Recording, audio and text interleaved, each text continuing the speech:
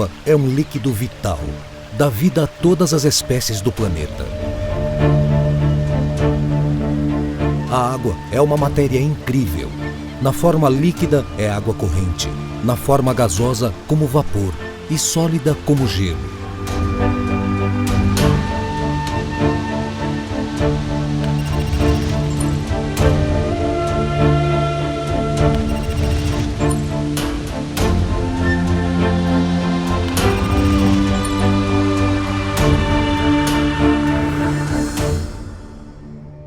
Vapor, nuvens, chuva, nascentes, quedas d'água, rios, um ciclo constante.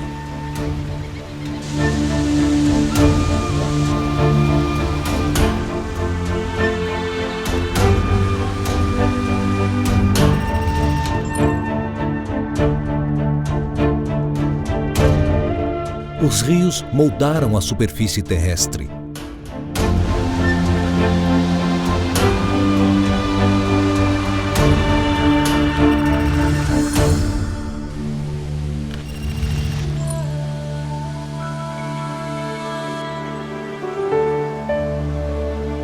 Abriram canais, formaram vales, correram aos locais baixos da terra para formarem os oceanos.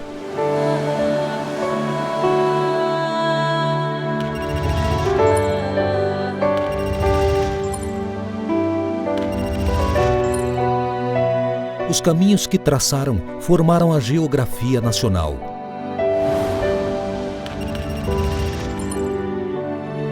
Permitiram ocupar os espaços, carregaram a cultura para os rincões interioranos.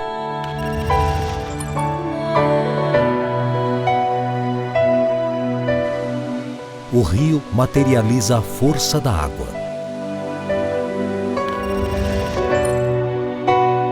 Não poderia ser diferente. A água é responsável pela geração da maior parte da eletricidade consumida no país.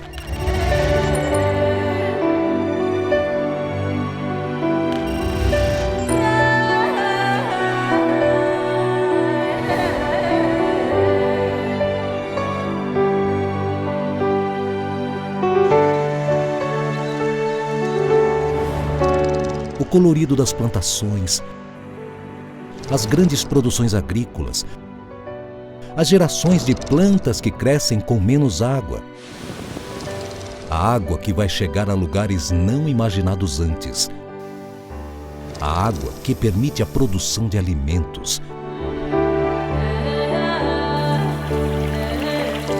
que gera energia elétrica e promove o bem-estar.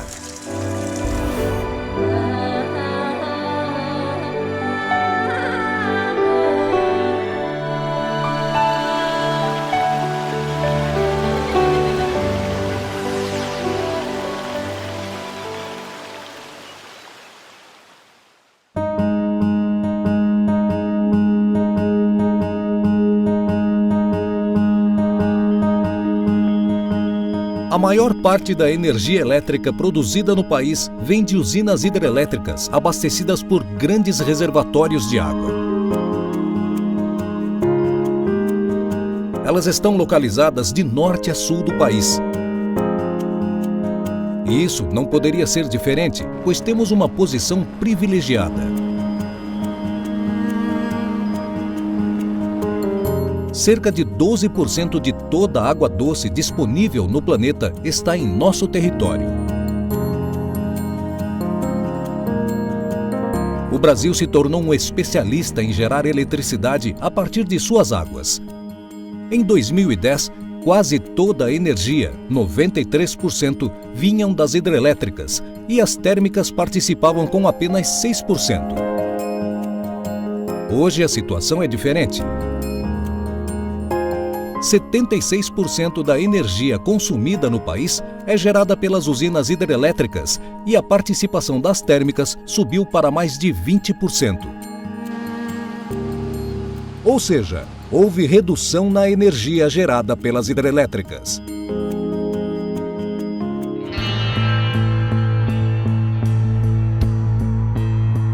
A mudança se deve principalmente à seca nos anos de 2013 e 2014. Na região sudeste, onde 40% da energia elétrica gerada, choveu 1/3 do que era esperado para o período. Com a menor quantidade de chuva, houve a diminuição do poder das usinas. Outro fator para a redução da participação das hidrelétricas também foi o crescimento da utilização de energia elétrica no país. O ano de 2014 tem sido para o Sudeste o pior ano dos últimos 85 anos. No ano de 2014, entrou metade da água nos reservatórios das hidrelétricas. Com menos chuva, menos água. Menos água, menos energia. Como água, energia e produção de alimentos estão juntas, o Sudeste brasileiro vai passar por problemas de abastecimento. O país vai ter que se adaptar a essa nova realidade climática e estabelecer novos critérios para enfrentar a falta de água. Períodos difíceis se avizinham. Então, para resolver essa questão, nós temos que avançar no conceito de segurança hídrica.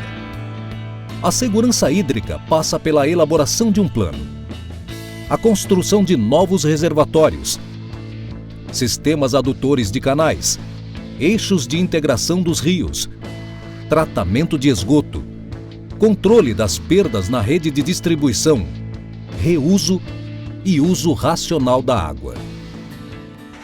Por causa das secas frequentes, o país passou a utilizar a todo vapor a energia produzida pelas suas térmicas. Como fontes adicionais de energia, o país conta com um imenso potencial para as energias alternativas, eólica e solar.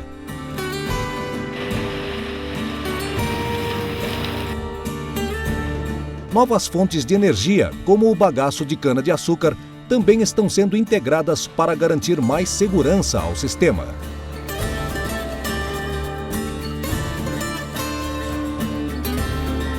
Mesmo assim, com a diversificação e o aumento da capacidade de outras fontes, a água ainda é o recurso mais adequado para produzir a energia elétrica que o país precisa. Primeiro, é uma fonte renovável.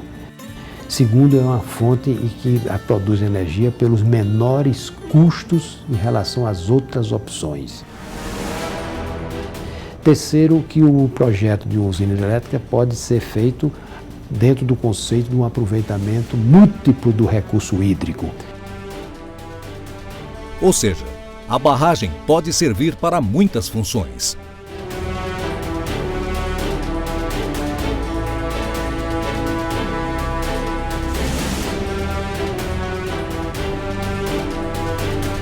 A barragem é uma das invenções que mudou a história da humanidade. A sua construção permitiu, inicialmente, levar água doce de boa qualidade para as populações e, a partir disso, desenvolver as cidades. Construindo barragens, o homem passou a ter uma melhor relação com a água. Os reservatórios formados permitiram o desenvolvimento de atividades essenciais como a agricultura e a pecuária. Com toda essa água represada, as barragens acumularam uma imensa quantidade de energia em forma de água.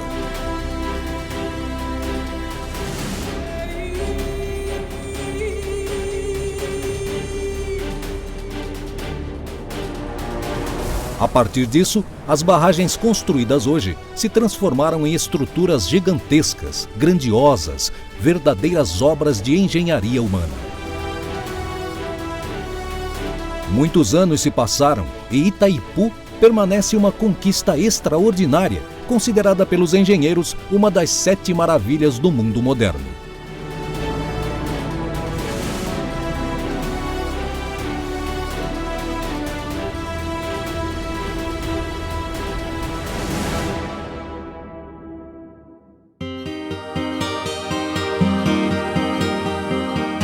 Mas como a energia elétrica é produzida em uma usina?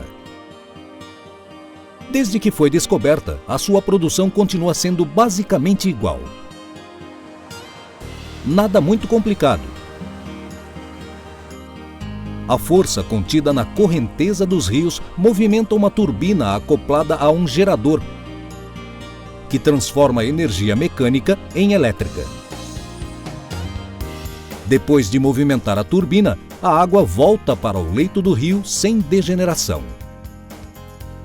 Ele não muda, inclusive, o regime hidrológico do rio. Quer dizer, a água que chega é a água que passa produzindo energia pelas turbinas. É por isso que a energia hidrelétrica é considerada fonte limpa e renovada. As águas do rio Iguaçu, por exemplo, um dos rios que formam o Lago de Itaipu, passam por 42 pequenas usinas de pequeno porte, construídas ao longo do trajeto do rio antes de chegarem ao Lago de Itaipu e moverem, junto com a força do rio Paraná, as megaturbinas de Itaipu.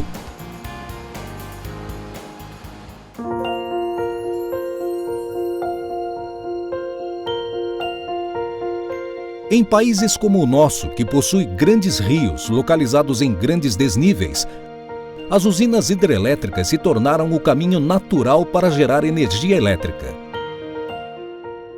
Então, faz sentido produzir energia a partir do maior recurso que possuímos.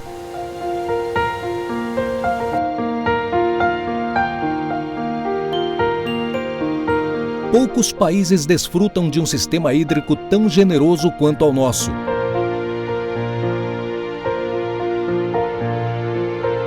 É uma abundância de rios, lagos, riachos e quedas d'água. A partir dos rios brasileiros, são gerados os megawatts necessários para o desenvolvimento do país.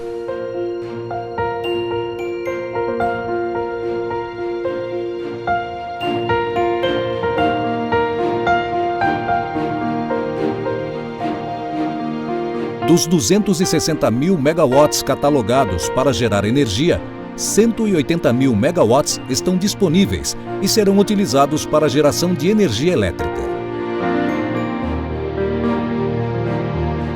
Mas, por questões ambientais, 80 mil megawatts são intocáveis por estarem localizados em áreas de preservação ambiental.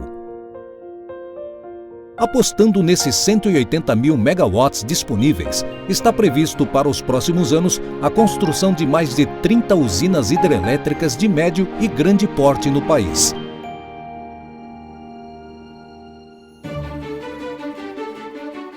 A necessidade de mais energia é explicada pelo fortalecimento da economia brasileira nos últimos anos.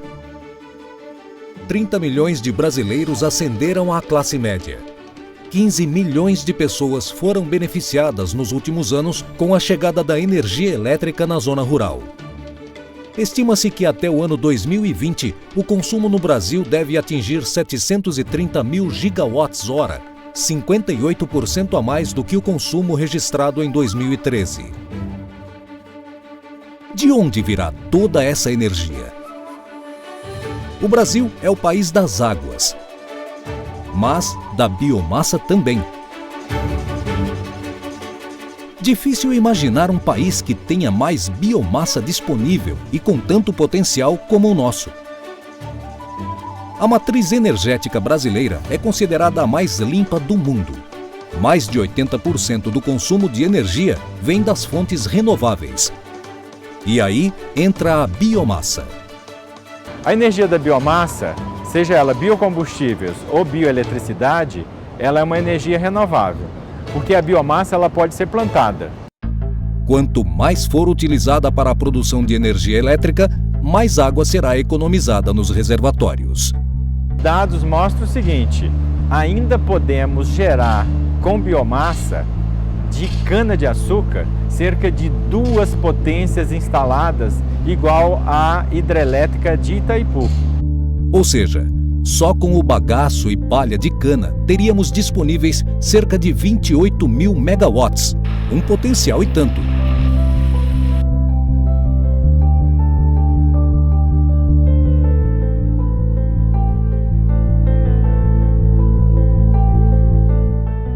O governo brasileiro é dono das principais hidrelétricas em operação no país. Atualmente, são mais de 1.000 usinas de todos os tamanhos espalhadas de norte a sul do país.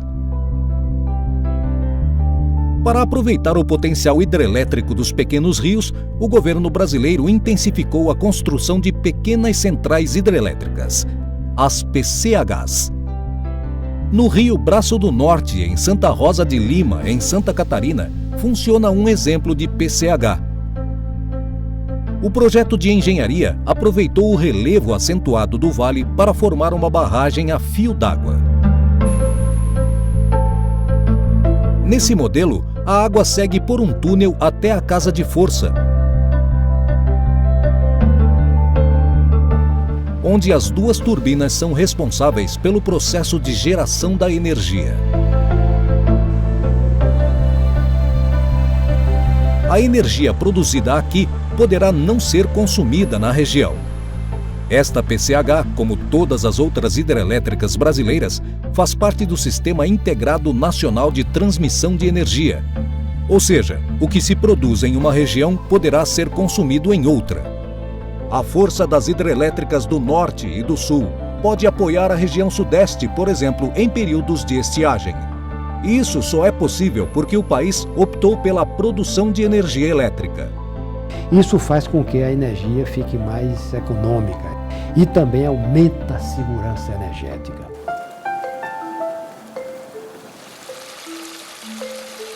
A água é um mistério e uma dádiva. Mistério porque ninguém sabe a sua origem. Uma dádiva porque a humanidade depende dela. A água é o centro do desenvolvimento sustentável. E deve ser o centro das atenções também. É esse momento que está dando agora de dificuldade de mostrar o valor que a água tem.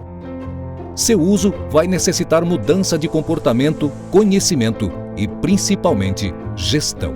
Mas nós temos uma infinidade de setores usuários que têm que, de alguma maneira, serem todos atendidos.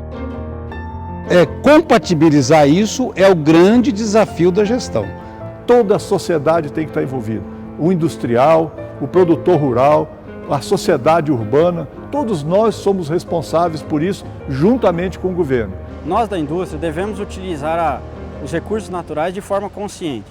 Para a fabricação do biodiesel, nós recuperamos água dos insumos para a produção do biodiesel. Por essa razão, usá-la bem, de forma responsável, é nossa obrigação. Isso será vital para que o país tenha sustentabilidade. Nós temos hoje uma legislação, nós temos a base para darmos o salto de qualidade para fazer essa valorização que a água precisa. Mesmo em situações de estresse hídrico, a confiança na água para a geração de energia não está abalada, e nem poderia. Historicamente, a energia que a água gerou ajudou as indústrias e as cidades a se desenvolverem e a levarem eletricidade para pessoas que vivem nas áreas remotas do país.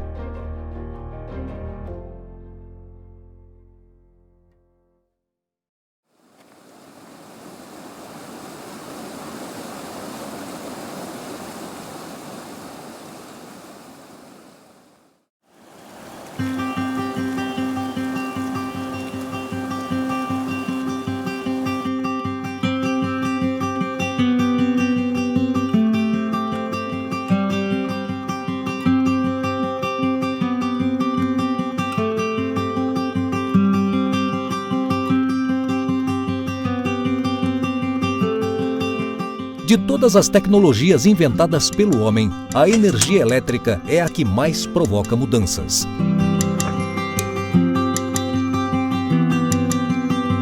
A energia elétrica transforma vidas, comunidades, muda comportamentos e permite novas atividades. Com a sua chegada, as vidas passam a estar conectadas ao mundo moderno. Do agreste nordestino aos rincões amazônicos, a energia elétrica aproximou e trouxe novas possibilidades para as comunidades rurais do país.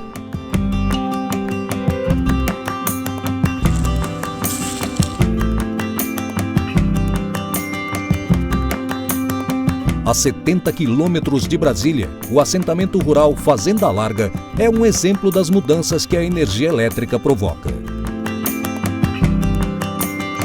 Neste assentamento vivem 83 famílias que produzem de tudo: frutas, legumes, peixes, galinhas caipiras, gado.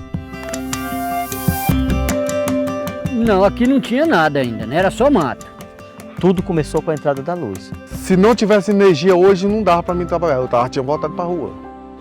A 30 quilômetros de Vilhena, Rondônia, no núcleo rural Águas Claras, a energia elétrica chegou na propriedade do Alex da Rosa, em maio de 2014. Depois de 4 meses, ele já estava produzindo. Hoje eu estou com 2 tubos de tomate, né? E mais, melhorando a energia, eu quero aumentar a minha produção. Conforto, progresso, tecnologia. A 35 quilômetros de Casa Nova, Bahia, na propriedade de Geraldo da Costa, a luz chegou em abril de 2014. Ele viveu na Caatinga 41 anos sem energia elétrica. Eu estou começando, a gente perfurou um poço ali e vai tentar equipar o poço para poder jogar água para irrigar alguma coisa, uma palma, um capim, né? Para falar a verdade, no dia que inaugurou eu não acreditava. Passei vários dias sem conseguir nem dormir, pensando que era verdade. A 100 quilômetros de Manaus, na região amazônica, na comunidade Coeiras, a energia elétrica chegou em 2011. Nós podemos dizer aqui que nós temos todos os benefícios que uma cidade tem. Com a energia, isso daí mudou muito a minha vida, porque agora eu posso produzir mais. A Fazenda Larga, em Planaltina, era propriedade do Estado, utilizada para guardar os animais apreendidos pela Defesa Agropecuária do Distrito Federal. Em 2003, a área foi escolhida para fazer um assentamento. Em 2004, as famílias começaram a chegar. Um ano depois da chegada das primeiras famílias, o assentamento se consolidou com a instalação da energia elétrica.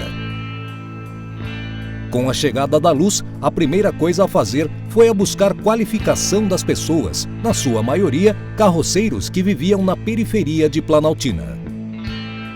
Depois que qualificou, nós dizemos ao governo: o nosso povo está preparado para receber recursos. 6 anos depois, o assentamento, que não teria muitas chances de dar certo, exemplifica hoje o sucesso da agricultura familiar no Brasil. Então, dentro de 2 anos, eu aprendi a ler e escrever. Não sabia nem assinar, não. Estou enxergando o mundo bem melhor. E é com essa visão que essa gente enfrentou os desafios. Associados aprimoraram as técnicas de plantio, compraram equipamentos, fizeram açudes, construíram estufas e implantaram sistemas modernos de irrigação. Eles passaram a utilizar as melhores tecnologias disponíveis para a produção agrícola. Prasticultura, irrigação por sistema de malha, irrigação por gotejamento, microaspersão. Essas tecnologias são utilizadas por todos os proprietários. Já passaram por momentos de escassez de água e sabem a importância que cada gota tem. Esse sistema aí é muito bom, até devido à economia de água, né? A tecnologia, graças a Deus, que vem inventando, né? Igual o São do Mãe, inventou o avião e agora inventou a mangueira de gotejo. Tá bom, não, graças a Deus. O sorriso do Davi demonstra toda a sua satisfação com o seu negócio. Ele é um dos agricultores com o plantio mais produtivo de tomate. Difícil, para quem não sabia que nem eu, é difícil, mas hoje eu me considero um produtor, né?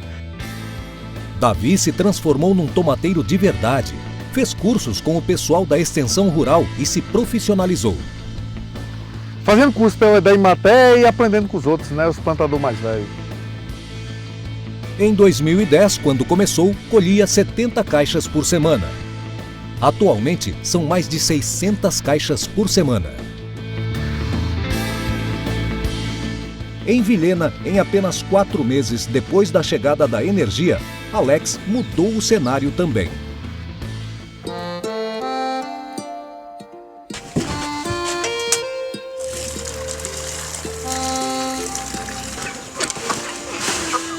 já está produzindo 80 caixas de tomate por semana. Sua história é um pouco diferente do Davi. Ele já plantava em área arrendada, tinha conhecimento, mas não tinha terra. Que é o único pedacinho de chão que eu consegui, né? Agora aqui eu vou ficar até que a hora que Deus me dá vida, eu vou ficar aqui.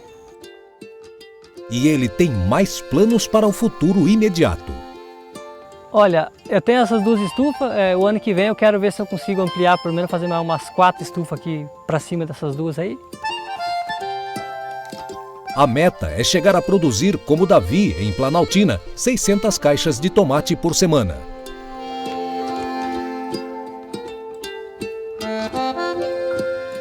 Para chegar a essa produção, Davi utiliza nos tomateiros 40 mil litros d'água por dia. Sem a tecnologia de gotejamento, seriam necessários 200 mil litros por dia. Ou seja, a utilização de um dia equivaleria a 30 dias no gotejamento. Hoje eu gasto 20% do que eu ia usar.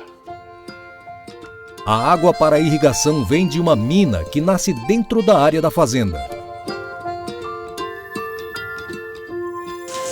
Para consumo humano, a água vem de outra fonte. Graças à consciência dessa gente, o Núcleo foi um dos primeiros no Brasil a ter água tratada, onde as 83 famílias a recebem.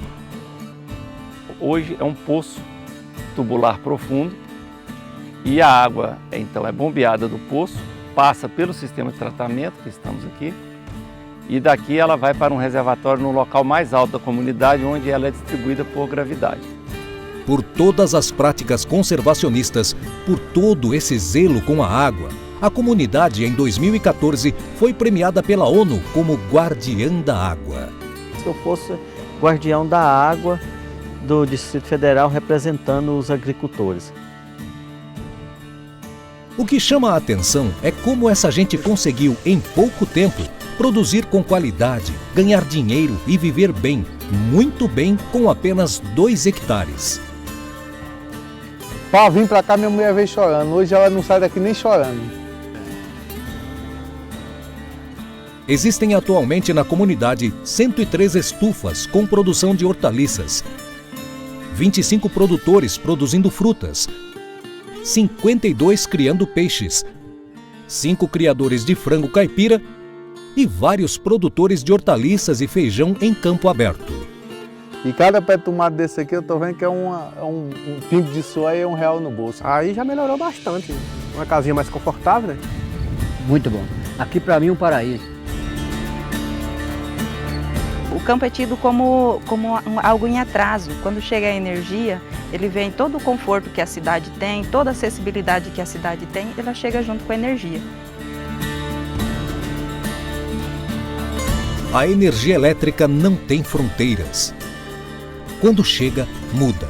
E muda radicalmente a vida e o entorno. As comunidades mais distantes, as de difícil acesso, são as que mais percebem as mudanças. A inclusão produtiva é uma delas. E antes, quando eu não tinha energia, eu usava material assim, manual, lixa, né? Nós tínhamos muitos casos também de saúde, ameba, porque a gente coletava água do rio.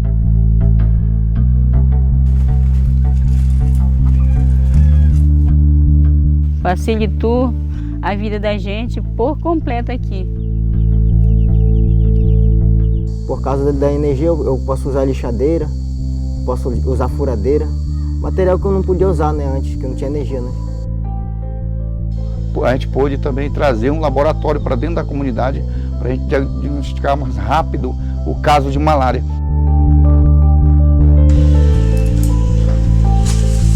Tenho televisão, tenho rádio, tenho geladeira, ferro, o tanquinho. 2 meses depois que a energia chegou, o sonho de Dona Luzinete se realizou. Ter a sua cozinha bem aparelhada e servir uma refeição para a família. Pelo menos a gente tem uma aguinha gelada, comida não joga mais fora, sempre tem onde botar comida, guardar comida. Mesmo não tem as casos de malária dentro da comunidade, devido ter um laboratório aqui dentro e ter energia também, que sem energia não tinha como fazer o diagnóstico. Não tem dinheiro que pague. Nos últimos 10 anos, com o programa Luz para Todos, a energia elétrica chegou para mais de 15 milhões de pessoas. Os 22 bilhões de reais investidos foram pagos por todos os consumidores de energia elétrica do Brasil. Uma parcela da população retornou à sua localidade de origem depois que a luz chegou.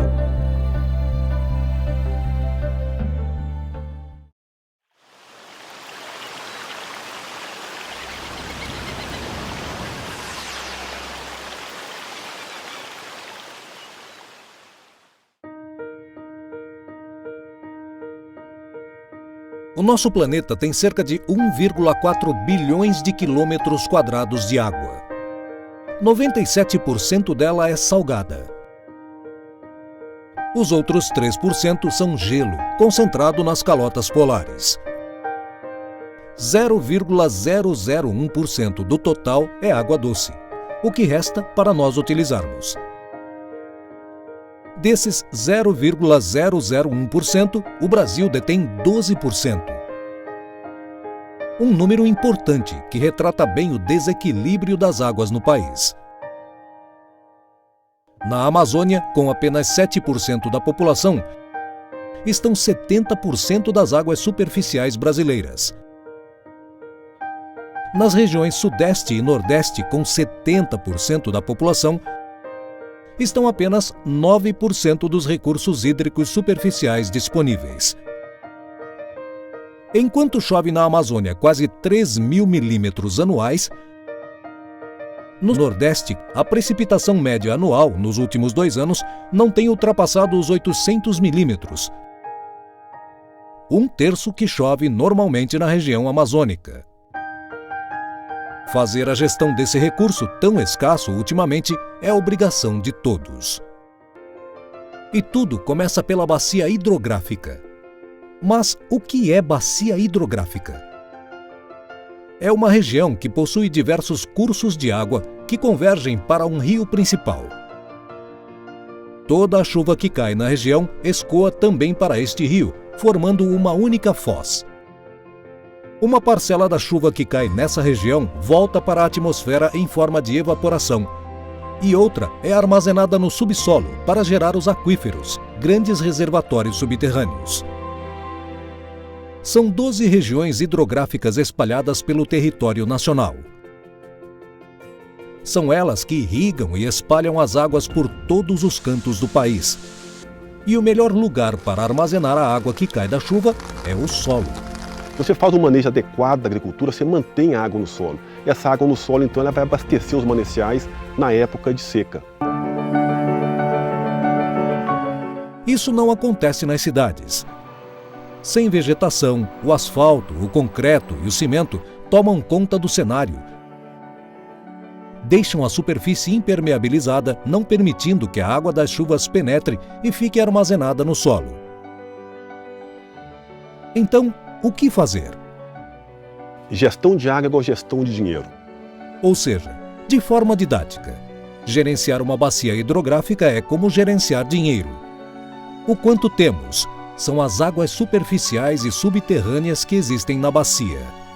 O quanto gastamos são as águas utilizadas pela cidade ou pelo campo. O quanto ganhamos são as águas da chuva que caem. Mas como saber o que estamos ganhando? Com o pluviômetro, você mede a quantidade de chuva que está entrando. Somando com o que choveu mais a água que está disponível no subsolo, você fica sabendo o quanto poderá gastar. Mas como saber o que estamos gastando? Para fins agrícolas, é medir a água evapotranspirada pela planta. A evapotranspiração é a soma da água que evapora do solo com a transpiração da planta. Pode ser medida de forma muito simples, através desse equipamento. Assim, sabe-se o quanto está gastando. Basicamente, ele mede velocidade do vento, radiação solar, umidade relativa e, com isso, você calcula a evapotranspiração de referência. Com essas informações, velocidade do vento, radiação solar e umidade relativa do ar, você calcula o quanto está sendo gasto de água. Isso permite gerenciar o que pode ou não ser retirado da bacia. Como medir o que temos? As águas superficiais são medidas com pluviômetros. As águas subterrâneas são medidas de forma diferente. E esta é uma das formas de medir o que está no subsolo. Neste caso, vem um técnico com uma trena e ele mede a profundidade desse lençol freático. Essas informações auxiliam na tomada de decisão, ou seja, quanto se poderá retirar e, assim, gerenciar as águas de uma bacia hidrográfica. Se você conhece quanto você ganha, quanto você gasta, o que você tem, você pode gerenciar a sua vida e seu dinheiro. De forma simples, é isso. A história do desenvolvimento do país passa pelos seus rios. Eles foram caminhos naturais para a ocupação territorial, integração e demarcação do espaço geográfico que define o nosso país. O país começou a perceber que a sobrevivência da nação está condicionada às medidas de conservação e preservação dos seus rios. Cuidar dos rios é cuidar da água. E cuidar da água é cuidar para que a nossa civilização tenha sustentabilidade. Quando a gente passa por um grande rio, como o São Francisco, temos que ter claro que ele é formado por uma soma de pequenos rios.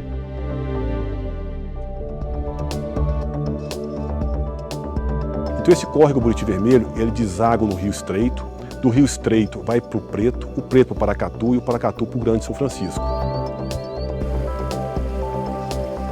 Os pesquisadores da Embrapa estudam essa nascente. Fazem medições da água superficial dessa bacia, aqui em Planaltina.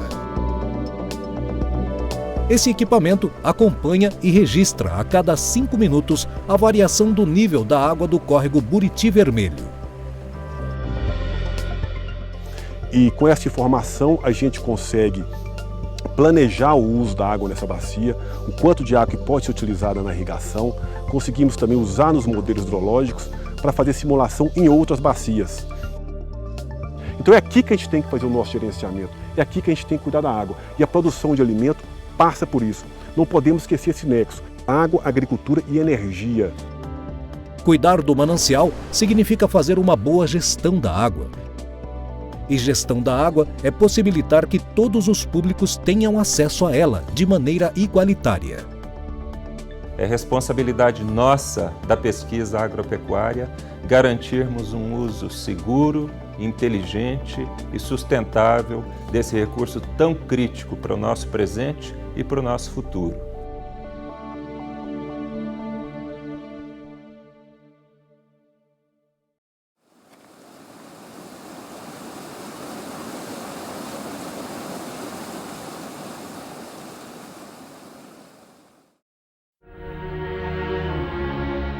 Durante séculos, convivemos com a ideia de que a água era infinita e nunca acabaria.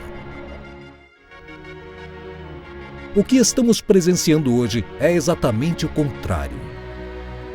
É finita e está em processo de escassez. O documento oficial do Rio+20, O Futuro que Queremos, coloca a água como o centro do desenvolvimento sustentável. Os grandes desafios mundiais, como alimentação, saúde, energia, paz, segurança e erradicação da pobreza, passam pelo uso racional da água. Nosso país detém as florestas com maior biodiversidade do mundo. O segundo país com maior cobertura vegetal. E o terceiro em água doce disponível no planeta. Um patrimônio inestimável que credencia o país como um dos principais produtores de alimento, energia e fibras.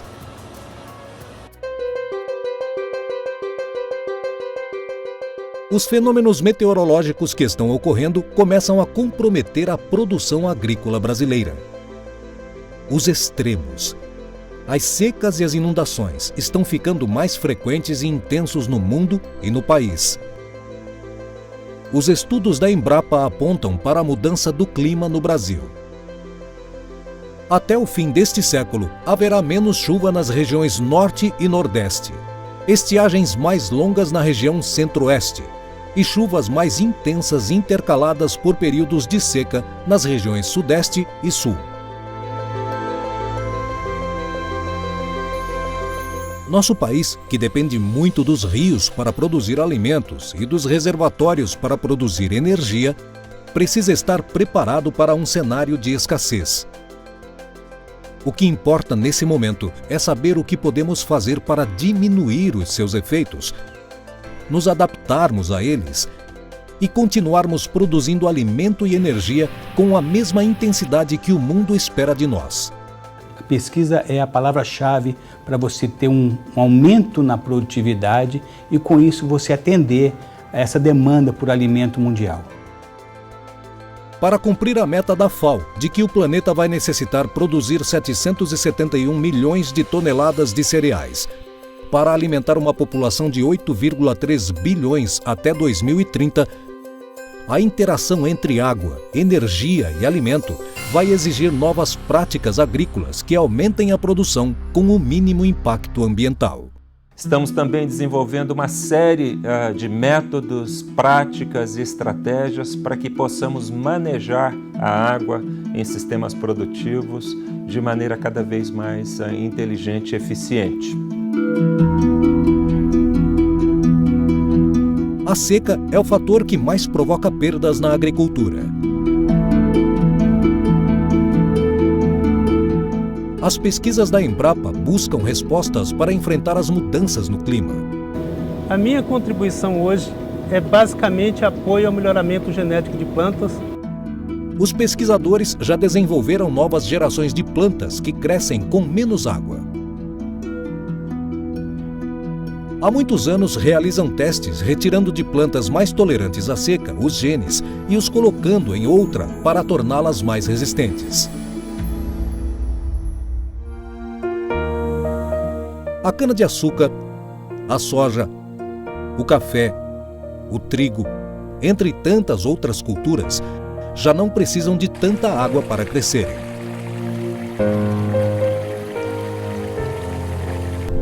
As pesquisas começam a viabilizar o plantio de culturas em climas não imaginados. O cerrado, que se acreditava ser inútil, transformou-se numa terra de prosperidade. 45% dos grãos são produzidos aqui.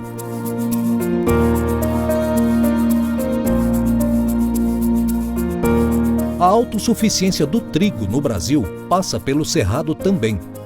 A região tem potencial para produzir mais de 5 milhões de toneladas de trigo de excelente qualidade e tornar o país livre das importações. Nós conseguimos alcançar produtividades aqui em torno de 7 mil quilos por hectare, enquanto a média nacional está em torno de 2,5, 2,8 toneladas por hectare. O trigo no cerrado é irrigado e colhido na entre-safra.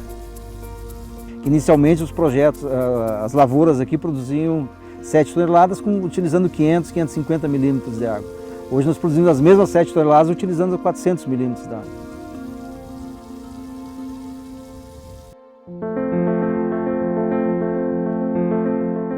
Por causa das novas variedades desenvolvidas, o café plantado na região amazônica consegue produtividade 4 vezes maior do que o café convencional.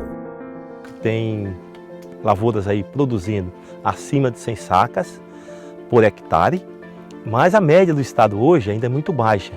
Ela gira em torno de 15 sacas por hectare.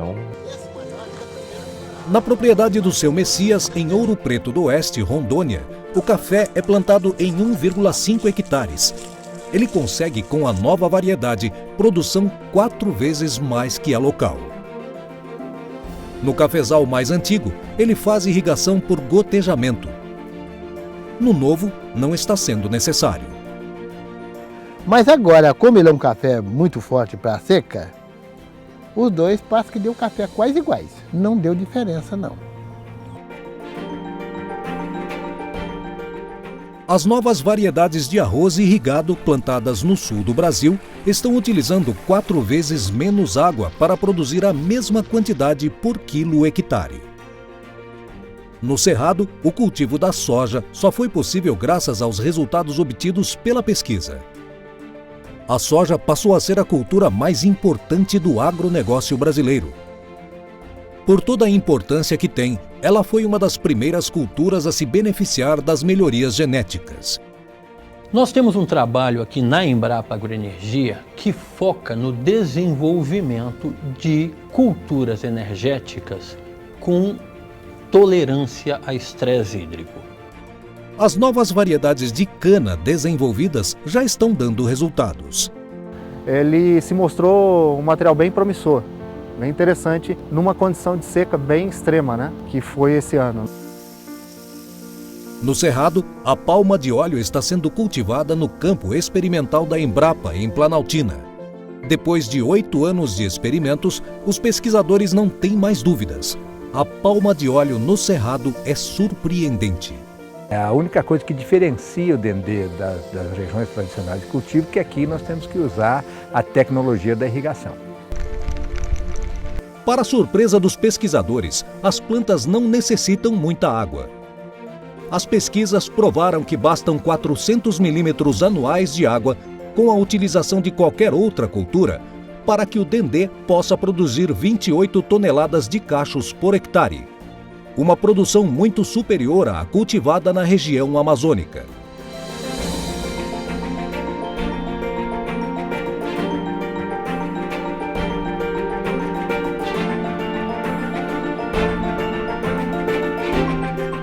Com as pesquisas da Embrapa Semiárido, o Vale do São Francisco irá produzir frutas típicas do clima temperado: maçã, pera e caqui. Veja o que diz o responsável pelas pesquisas dessas frutas no semiárido. A pera nós temos conseguido frutas com a qualidade como essa que vocês estão vendo aqui, né? Então, produtividades assim excepcionais. Fazer 2 produções por ano na mesma planta e alcançar produtividades que chegam até a 60, 80 toneladas por hectare.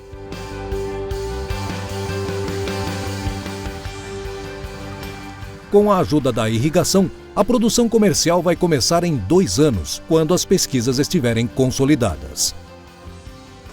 No semiárido, as plantas estão com atividade fisiológica o ano inteiro. Isso permite que 2 safras sejam colhidas. Não necessitam de frio para produzir. A partir do 3º ano, a produção passa a ser plena. Com as pesquisas e a água do São Francisco, o futuro dessas frutas é promissor na região.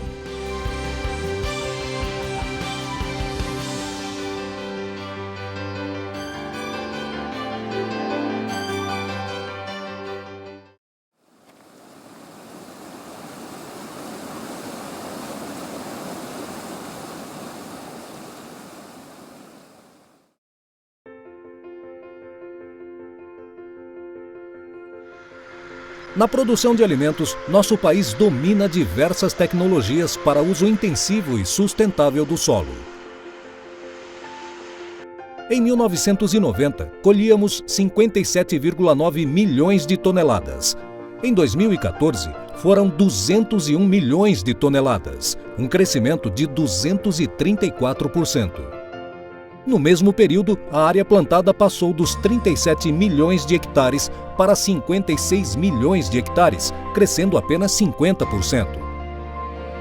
Esse aumento de 234% no incremento da produção se deve à utilização de novas variedades, 21%. À expansão da fronteira agrícola, 20%. E a intensificação do uso de insumos agropecuários e irrigação, 59%. Assim, o Brasil foi capaz de, nos últimos 20 anos, dobrar a área plantada e multiplicar por mais de 5 vezes a sua produção agrícola. E, em uma década, aumentar a exportação de carne em 10 vezes.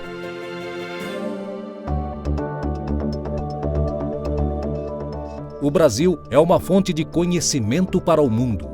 O plantio direto revolucionou a agricultura brasileira. Isso mudou radicalmente a forma de produzir no Brasil.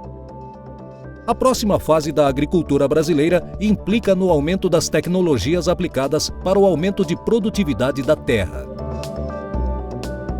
A tecnologia da integração lavoura-pecuária-floresta.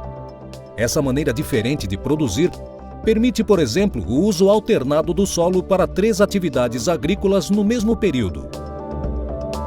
Como o plantio direto, a ILPF está provocando uma revolução no agronegócio.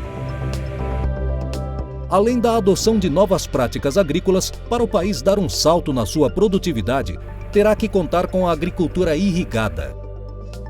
A simples incorporação da irrigação na propriedade rural permite um aumento de mais de 100% no valor bruto da produção na mesma área. Atualmente, 67% de toda a água doce disponível é utilizada na produção agrícola, 23% pela indústria e 10% utilizado no uso doméstico.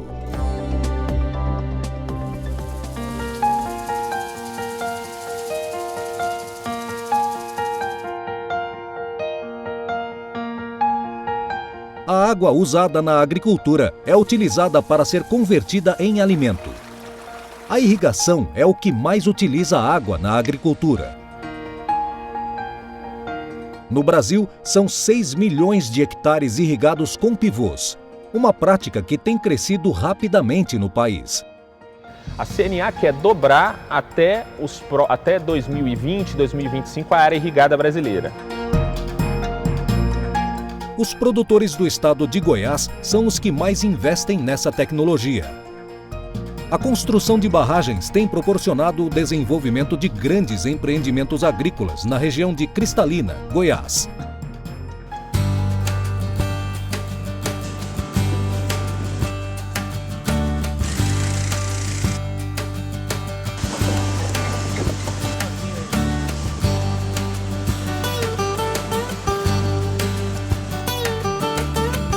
A Agrícola Verman, localizada no município de Cristalina, produz 4.000 hectares com hortaliças, soja e milho. Emprega cerca de 2.000 funcionários. Possui 36 pivôs que utilizam água de 2 mega-barragens construídas recentemente. Sem elas e sem irrigação dos pivôs, seria impossível produzir hortaliças. O projeto dela se deu na necessidade de se produzir alimento com qualidade durante todo o ano. Chove muito na região, mas as chuvas são concentradas numa determinada época do ano.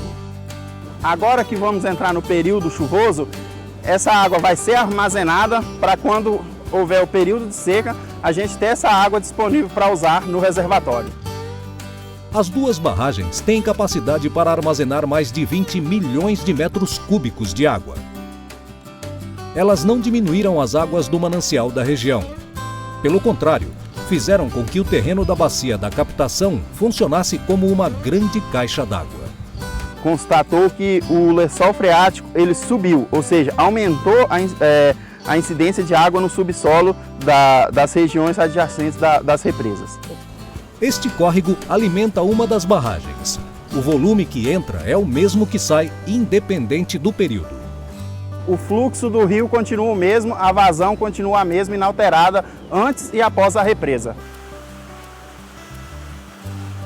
Colocar a irrigação dentro da propriedade rural é incentivar o uso, intensificar o uso e produzir mais alimentos.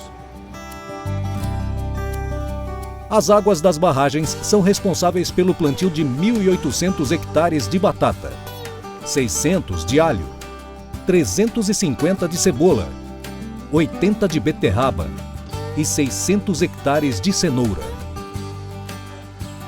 Em 2014, a agropecuária produziu mais de 100 mil toneladas de alimentos.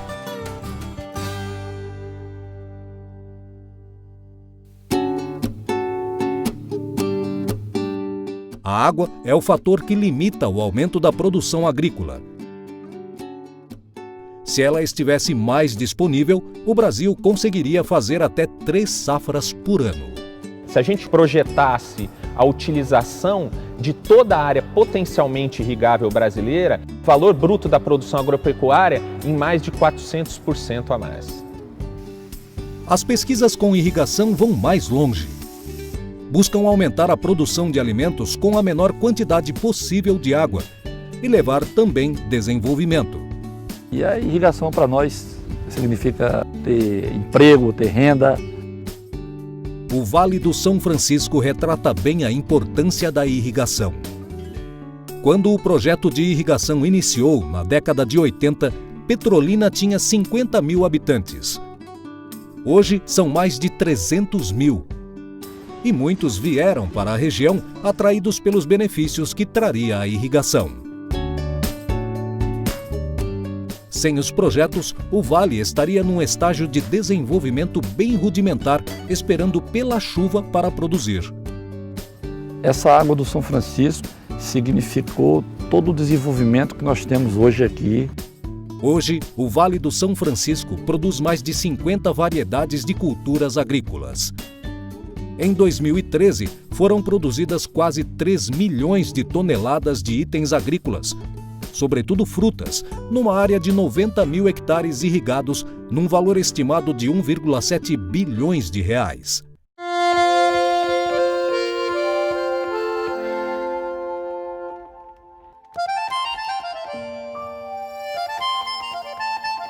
Da barragem de Sobradinho, a água é bombeada para todos os projetos.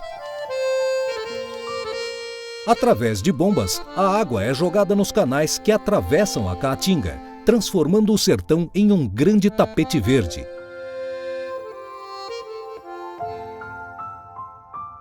É incrível o poder de transformação da água.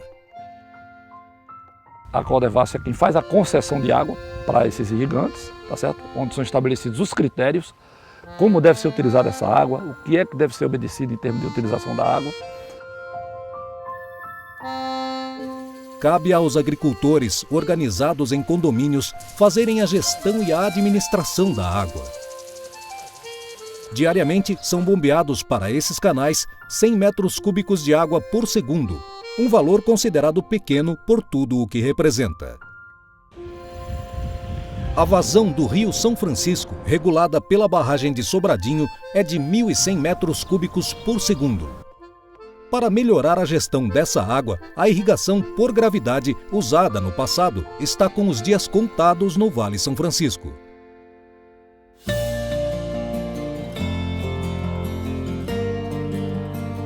Na Embrapa Semiárido, os pesquisadores trabalham com a ideia de produzir melhor utilizando menos água. A irrigação com déficit é uma tecnologia que está sendo aplicada nas videiras da região.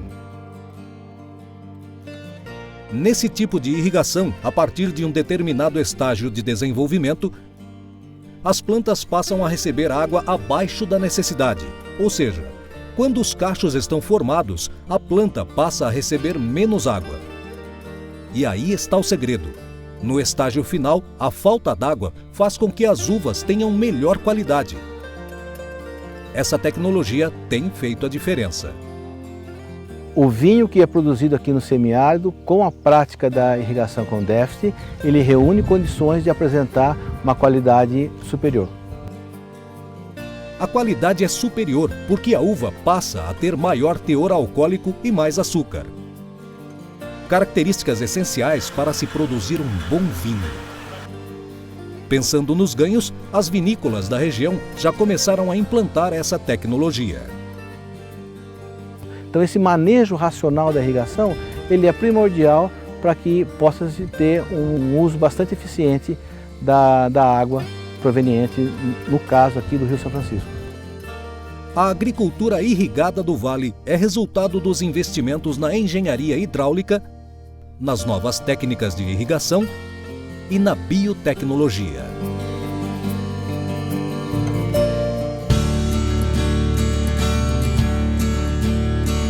Outra tecnologia que a Embrapa tem pesquisado é a barragem subterrânea. Uma ideia milenar, mas que bem manejada, tem dado muito certo no semiárido. Este tipo de barragem é diferente. Ao invés de armazenar água em cima do solo, armazena embaixo da terra. A barragem subterrânea ela é uma tecnologia muito promissora para o homem do campo, principalmente a área de sequeiro, que é a área que depende totalmente da chuva para produzir alimento.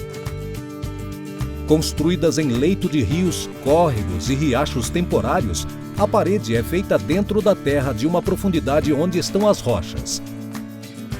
Assim, as águas da chuva, ao se infiltrarem no solo, ficam represadas na trincheira. Então, se pensando na barragem subterrânea como uma caixa d'água dentro do solo, e essa água, dependendo da situação do local, ela pode armazenar água durante todo o ano. No interior do solo, a água não sofre os efeitos da evaporação e mantém por longos períodos a umidade. Então, plantando-se dentro da barragem, dificilmente o agricultor vai perder. Para uma região que tem 300 dias de sol por ano, não chove mais que 400 milímetros e tem 8 meses de seca, essa é uma excelente notícia. A barragem subterrânea ela veio para trazer uma segurança alimentar para as famílias e também para incentivar os agricultores a ter um ambiente mais diversificado. Se fosse um inverno bom, essa roça aqui tinha água em todo canto aí, podia cavar qualquer pouquinho, tinha água aí. Aí eu acreditei e tem futuro. Inverno mesmo, tem mais de 3 anos que teve inverno aqui. Paulo e Valdete Tolentino têm uma barragem subterrânea em sua propriedade. Aqui não chove o esperado há 3 anos. Mesmo assim, a umidade ainda pode ser percebida pela vegetação que resiste à seca prolongada. Se essa água secar, eu não vou continuar a minha horta. A barragem subterrânea ainda mantém a umidade no solo para que ele possa preparar a terra para o próximo plantio. A água para manter a horta produzindo vem de uma barragem coletiva. A única fonte de renda da família Tolentino vem dessa pequena horta, um esforço diário para manter as verduras produzindo. Eu espero um bom inverno, com fé em Deus. Eu quero viver aqui o resto da minha vida. Aqui não tem coisa melhor que a roça. A roça é uma mãe. A gente sem a roça não vive.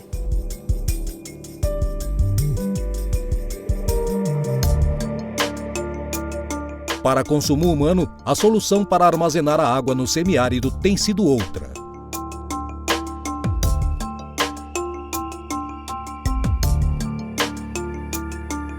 A pouca chuva que cai, quando cai, vai para o lugar certo. As cisternas.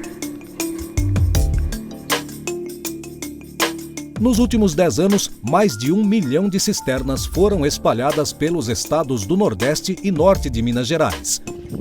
Hoje, são mais de 22 bilhões de litros armazenados. Estas grandes caixas plásticas estocam 16 mil litros cada uma. Quantidade suficiente para que uma família de 5 pessoas possa viver durante 6 meses e enfrentar as estiagens prolongadas que castigam a região. No outro extremo, na região sul do país, a água é estocada no inverno, garante a produção de arroz no verão. No Brasil, 89% da água usada na irrigação é utilizada para a produção de arroz no sul. O estado do Rio Grande do Sul é o maior produtor de arroz irrigado. São mais de 1 milhão de hectares plantados com o cereal. A quantidade utilizada na aguação é como se todo o Rio São Francisco desaguasse nas lavouras durante 60 dias, formando uma lâmina de 10 centímetros de água nos 1 milhão de hectares plantados no estado.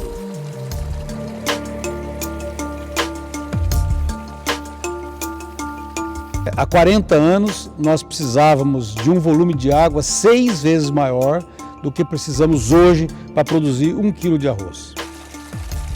Ainda assim, na produção de 1 quilo de arroz, é preciso que se utilize 2 metros cúbicos de água, ou seja, 2.000 litros. A gestão dessa água é vital e existem muitos exemplos de que isto é possível.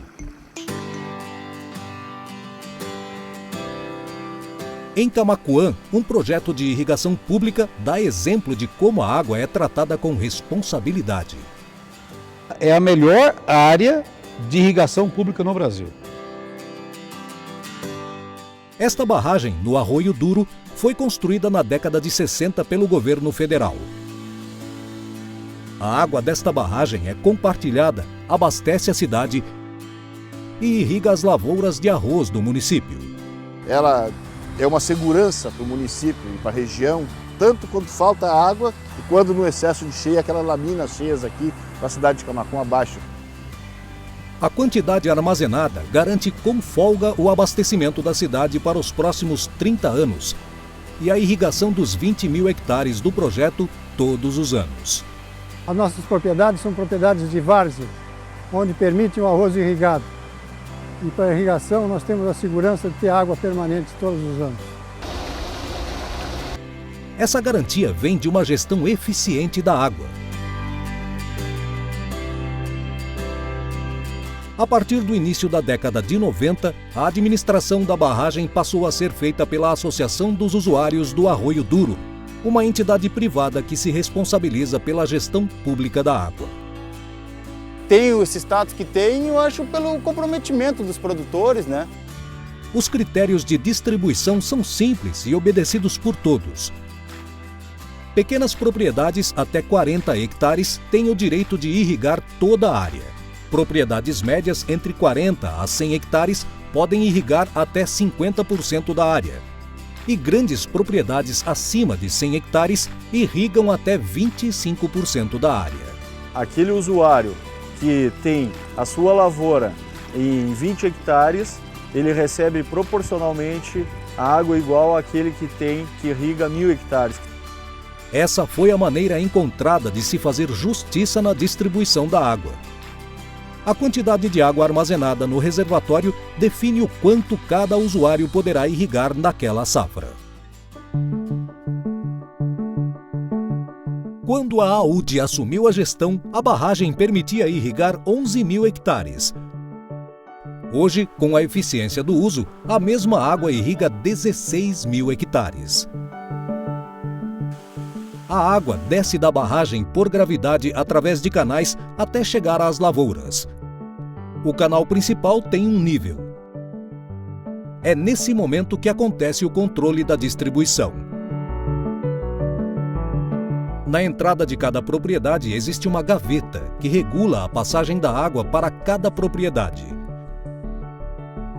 De acordo com o tamanho da lavoura, é o tamanho da gaveta. É aí que reside a eficiência na gestão da água. O que faz com que todos recebam o mesmo é o nível da água no canal principal. Ou seja, se faltar para um, vai faltar para todos. Todo canal tem o mesmo nível, então vai estar com a mesma pressão. A única coisa que vai mudar é o tamanho da comporta. E quem tem a chave não sou eu. Quem tem a chave é a associação. Os funcionários da associação fazem o controle. São os responsáveis pela abertura ou fechamento das gavetas. Bem, agora foi diminuída a entrada d'água para a propriedade em virtude de ter chovido bastante, está sobrando água na propriedade. Bem, esse proprietário tem 50 hectares e atualmente ele está plantando 50 hectares de arroz. E ele tem direito a toda essa água? Tem direito a toda essa água. Esse é o sucesso da gestão. A água é distribuída de forma igual a todos os usuários. Historicamente, as águas do Rio Grande do Sul são abundantes no inverno. No verão, geralmente, tem faltado. No perímetro irrigado, isso ainda não aconteceu. Não faltou água, né? Passamos por várias secas. Reservação de água. Em outubro, antes do período de irrigação, a barragem estava cheia. Em fevereiro, no final da irrigação, a situação estava tranquila, com sobra de água.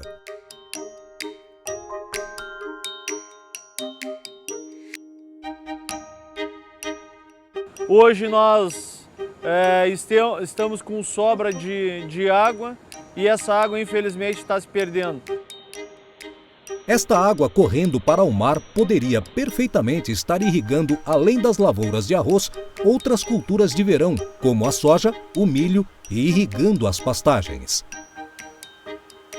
A gestão adequada das águas torna possível que a ampliação da área irrigada permita produzir mais alimentos.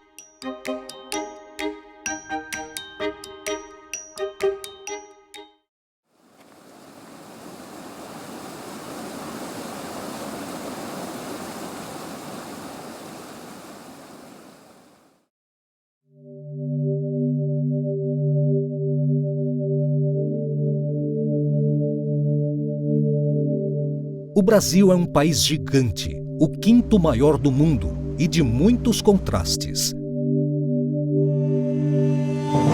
Se na região amazônica está localizada a maior bacia hidrográfica do planeta, no outro extremo, o Nordeste padece com a seca na maior parte do ano. Com apenas 3% das águas brasileiras, tem poucos rios perenes. O São Francisco concentra 63% das águas do Nordeste. A transposição do Rio São Francisco faz parte do Plano Nacional de Segurança Hídrica, que define as principais ações do país. Foi concebido para resolver um problema secular na região mais seca do país: o acesso à água. Para os nordestinos, que sempre passaram por essa dificuldade, a chegada da água vai ser a redenção, a melhoria de vida tão sonhada. Os nordestinos que vão nascer a partir de agora terão outro sentimento, outras possibilidades e outra autoestima. Aí o projeto de integração do Rio São Francisco é um projeto que se destina ao abastecimento urbano de uma população de 12 milhões de pessoas em 390 municípios dos estados de Pernambuco, Ceará, Rio Grande do Norte e Paraíba. Os esforços para levar água aos lugares remotos do semiárido brasileiro têm custado muito aos cofres públicos. Além da água para beber que chega, uma nova fronteira agrícola está por começar no semiárido brasileiro. Ela começa a ganhar forma através de gigantescos canais de irrigação que levarão água em abundância a regiões que não recebem mais que 300 milímetros de chuva por ano nos períodos normais. Ao longo dos séculos, grandes secas ceifaram milhares de vidas. Desde 2012, a Caatinga convive com secas mais intensas e avassaladoras. A imagem construída da Caatinga, a de um lugar onde a vida insiste em não dar certo, começa a mudar. É uma opção recomendável para você tentar tirar da pobreza uma região muito grande do Brasil.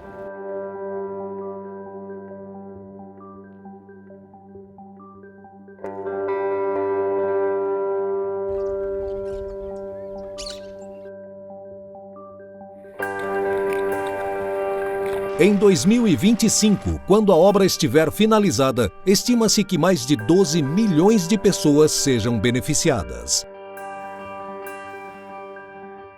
A visita ao canteiro de obras impressiona.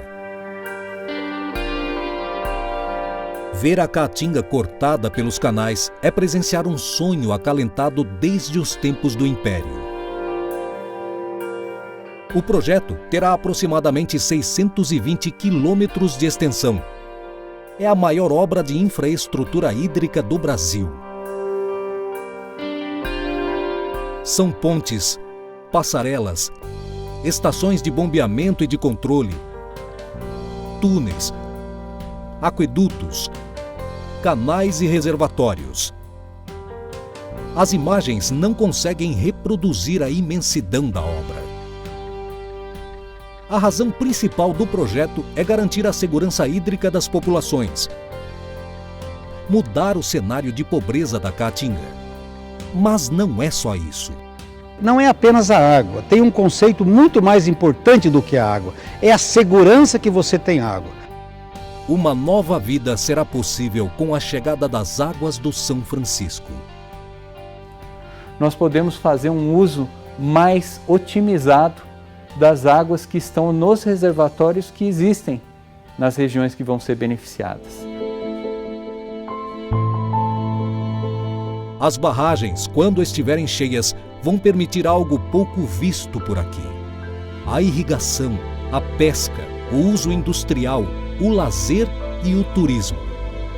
Um empresário, um empreendedor, seja ele um grande ou pequeno empresário, ele não começa um investimento porque ele não sabe se vai ter água. Além de alimentarem os canais, as águas vão escoar também pelos riachos e cursos naturais existentes ao redor das barragens.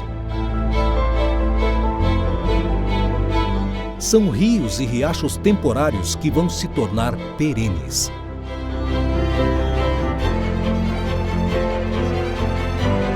Por onde passar o canal, imagens da caatinga seca, solo rachado e animais mortos serão coisas do passado. O reservatório de Areias recebeu as primeiras águas em setembro de 2014. Visto de cima, o cenário já é outro no semiárido pernambucano. É nisso que todos apostam. Porque nós podemos fazer no Nordeste brasileiro uma produção focada em produtos que podem ser produzidos apenas no semiárido. A integração do São Francisco está dividido em dois trechos, o trecho norte e o trecho leste. O primeiro atravessa 4 estados. Nasce no município de Cabrobó, Pernambuco. Passa pelo Ceará, Paraíba e Rio Grande do Norte. Tem uma extensão de 402 quilômetros de distância, 12 barragens de diversos tamanhos, 56 milhões de metros cúbicos armazenados. Irá beneficiar 7 milhões e meio de pessoas. Terá 5 eixos e ramais que irão abastecer 232 municípios nos 4 estados. Já o trecho leste nasce em Pernambuco, também no município de Floresta, na represa de Itaparica. Vai até a Paraíba, tem extensão de 220 quilômetros, 16 barragens, 910 milhões de metros cúbicos armazenados e irá beneficiar 4 milhões e meio de pessoas. Com 2 grandes ramais, o projeto prevê diversas adutoras que abastecerão 169 municípios, chegando até o Rio Paraíba.